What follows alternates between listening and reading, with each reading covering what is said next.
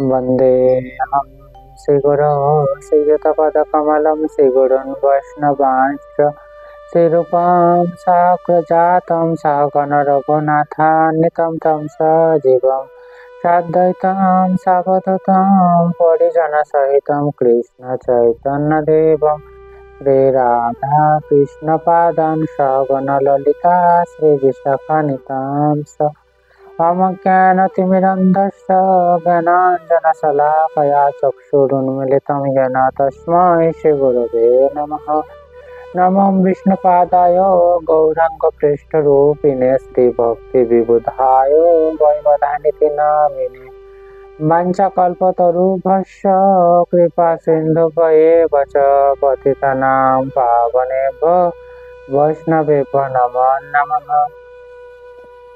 जय श्री कृष्ण चैतन्य प्रभु नित्यानंद श्री अद्वैत गदाधर शिवासादि गौर भक्त वृंद। हरे कृष्ण कृष्ण कृष्ण हरे हरे, हरे राम राम राम हरे हरे। सर्वज्ञ भगवान अभिन्न प्रकाश विग्रह श्री भगवत ज्ञान प्रदाता श्री भगवान सेवा अधिकार प्रदानकारी गोपीनाथ गौड़ीय मठाचार्य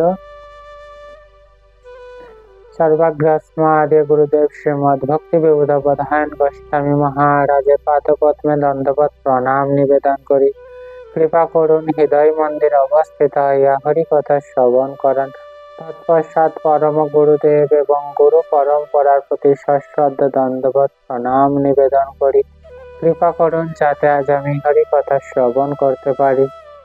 सभाय उपस्थित समस्त वैष्णववृंद वैष्णवीवृंद मातृमंडली पितृमंडली समस्त भक्तबृंदेर चरणे सश्रद्धा दंडवत प्रणाम निवेदन करी कृपा करुन जाते आज आमी हरि कथा श्रवण करते पारी। आज आमरा श्रीमद् भगवत गीतार द्वादश अध्याय थेके श्रवण करब। এই দ্বাদশ অধ্যায়ের নাম হচ্ছে ভক্তি যোগ। এই ভক্তি যোগে ভগবান শ্রীকৃষ্ণ প্রধানত ভক্তি সম্পর্কে কিভাবে শুদ্ধ ভক্তি আমরা অনুশীলন করতে পারবো বা শুদ্ধ ভক্তের কি কি গুণাবলী লক্ষণ করা যায় সেই সম্পর্কে বিশদভাবে আলোচনা করেছে। এখন আমরা শ্রীমদ্ ভগবত গীতার দ্বিতীয়তম শ্লোক শ্রবণ করব। শ্রী ভগবান উবাচ मयावेश्य मनोय मां नित्ययुक्तो उपासते श्रद्धया परयपेतास्ते मे युक्ततमा मतः। অর্থাৎ ভগবান শ্রীকৃষ্ণ বললেন, যারা তাদের মনকে আমার সবিশেষ রূপে নিবিষ্ট করেন, অর্থাৎ ভগবানের যে সবিশেষ অত্যন্ত সচ্চিদানন্দ বিগ্রহ যে রয়েছে ভগবান শ্রীকৃষ্ণের, সেই সবিশেষ রূপেই যারা যে সমস্ত ভক্ত ভগবানের উপর মনোনিবেশ করে থাকেন তারা কি এবং অপ্রাকৃত শ্রদ্ধা সহকারে নিরন্তর আমার উপাসনা করে এবং অপ্রাকৃত শ্রদ্ধা মাধ্যমে কি নিরন্তর ভগবান শ্রীকৃষ্ণের উপাসনা করে থাকেন, আমার মতে তারাই হচ্ছে সর্বশ্রেষ্ঠ যোগী। অর্থাৎ এই প্রকার যোগীরাই হচ্ছে ভগবান শ্রীকৃষ্ণের মতে কি সর্বশ্রেষ্ঠ যোগী। তো অর্জুনের প্রশ্নের উত্তরে অর্জুন পূর্ববর্তী শ্লোকে কি প্রশ্ন করেছেন যে নির্বিশেষবাদী এবং সবিশেষবাদী এর মধ্যে কোনটি শ্রেষ্ঠ এবং অতি সহজতর, এটি ভগবান শ্রীকৃষ্ণের কাছে প্রশ্ন করেছেন। আর এর উত্তরে ভগবান শ্রীকৃষ্ণ কি বলছেন? অর্জুনের প্রশ্নের উত্তরে শ্রীকৃষ্ণ স্পষ্টভাবে বলছেন যে যার মন তার সবিশেষ রূপে আবিষ্ট হয়, অর্থাৎ ভগবানের একটি যে সবিশেষ যে রূপ রয়েছে সেই রূপের প্রতি যাদের মন আকৃষ্ট হয়ে থাকে এবং শ্রদ্ধা ও ভক্তি সহকারে যিনি তার উপাসনা করেন, অর্থাৎ অতি শ্রদ্ধা সহকারে এবং ভক্তি ভরে ভগবান শ্রীকৃষ্ণের যারা উপাসনা করেন তিনি হচ্ছেন সর্বশ্রেষ্ঠ যোগী। অর্থাৎ যারা সবিশেষ পন্থা অবলম্বন করে থাকে এবং এই সবিশেষ পন্থা অবলম্বন করে ভগবানের সেবামূলক কর্মে নিয়োজিত থাকে তারাই হচ্ছে সর্বশ্রেষ্ঠ যোগী।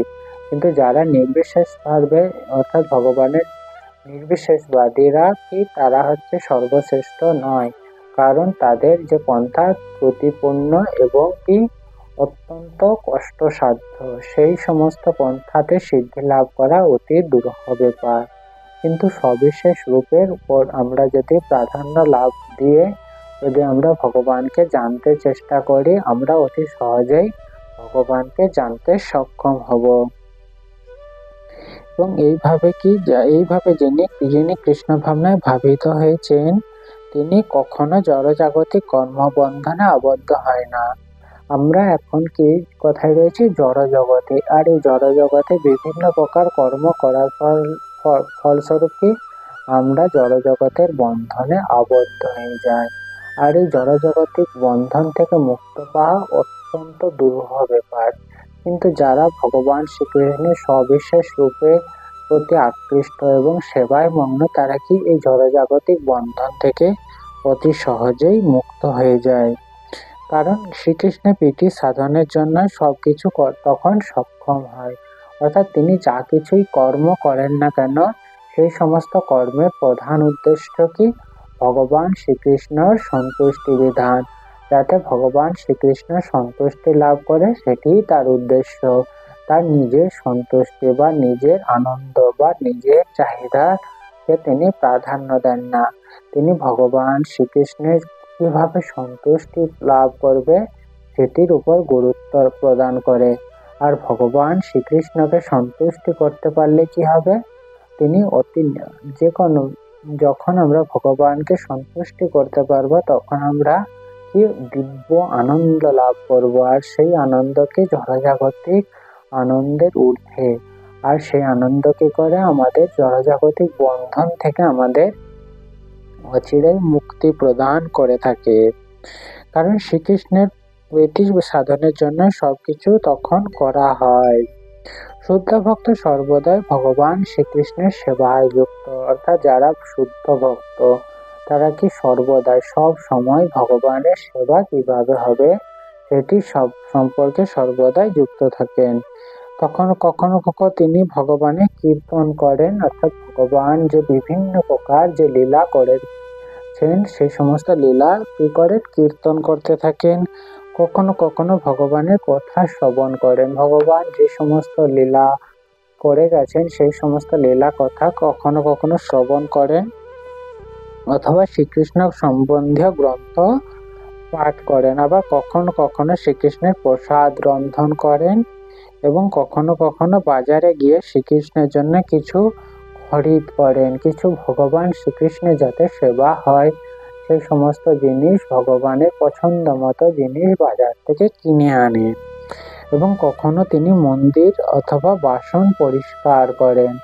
অর্থাৎ আমরা যা কিছু কর্ম করি, এই সমস্ত কর্ম কি সাধারণত জড়জাগতিক ব্যক্তিরাও করে থাকে। তারা কি জড়জাগতিক বা জড় বিষয়বস্তু সম্পর্কে তারা শ্রবণ করে অথবা তারা শোনে, তারা পাঠ করে। কিন্তু যারা ভগবানের ভক্ত তারা কি করে, শুধুমাত্র ভগবানের কথাই শ্রবণ করে, সেইগুলি পাঠ করে থাকেন এবং ভগবানের সন্তুষ্টির জন্য বাজারে গিয়ে জিনিসপত্র কিনে এবং ভগবানের জন্য ভোগ রন্ধন করে।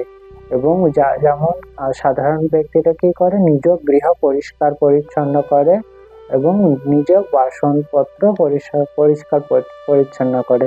কিন্তু ভগবানের যারা ভক্ত তারা কি মন্দির, অর্থাৎ যিনি যেখানেই রয়েছেন সেটি গৃহ নয়, গৃহে যদি ভগবান থাকে তখন সেই গৃহ মন্দিরে পরিণত হয়। আর সে মন্দির মার্জন করে থাকেন এবং যে সমস্ত বাসনপত্র থাকেন সেগুলি কি সবই হচ্ছে ভগবানের, সে ভগবানের বাসনপত্র পরিষ্কার করেন।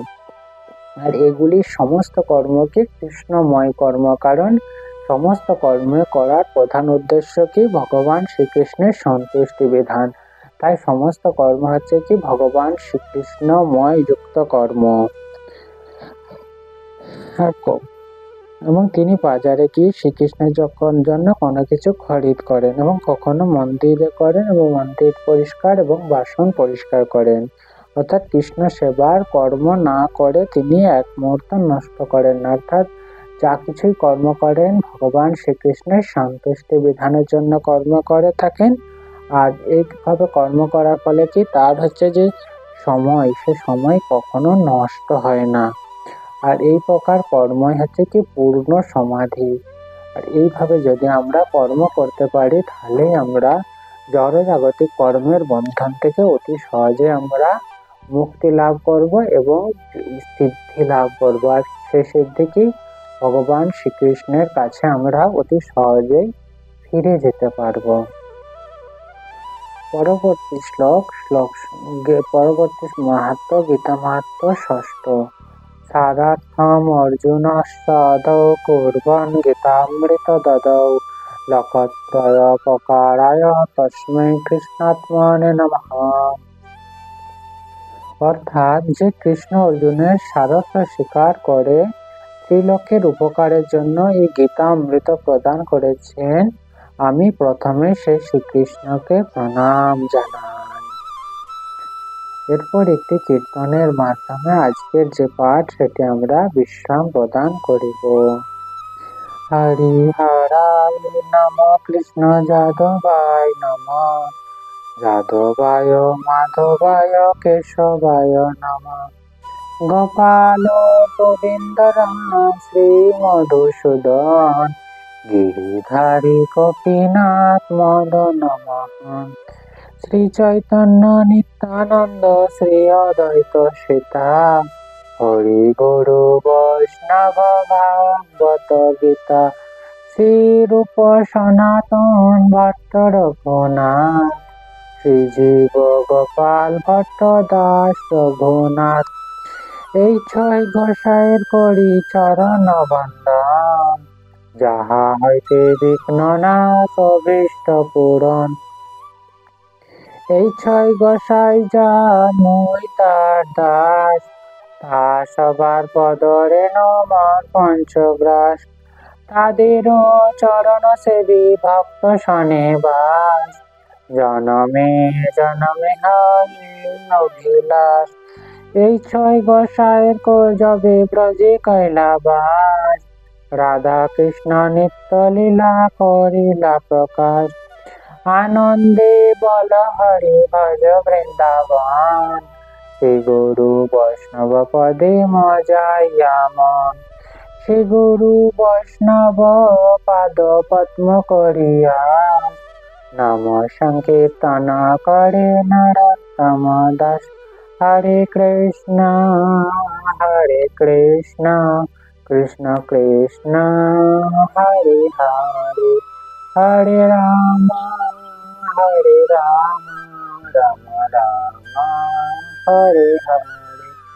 নিতাই গৌর হরি বল, হরি বল, হরি বল, হরি বল। নিতাই গৌর হরি বল, হরি বল, হরি বল, হরি বল। নিতাই গৌর হরি বল, হরি বল, হরি বল, হরি বল। জয় শ্রী নিতাই গৌর প্রেমানন্দে হরি হরি বল। জয় শ্রী গুরু গৌরাঙ্গ গন্ধার গিরিধার জয় জয়। জয় সপরিকর শ্রী গুরু গৌরাঙ্গ গদাধর রাধা গোপীনাথ গিরিধার জয়। জগন্নাথ লক্ষ্মী সিংহ ভগবান की जय। आपन गुरुदेव की जय। गुरु परम्परा की जय। वृंदा देवी तुलसी महारानी की जय। भुवन मंगल हरिनाम संकीर्तन की जय। जय श्री निताई गौर प्रेमानंदे हरि हरि बोल।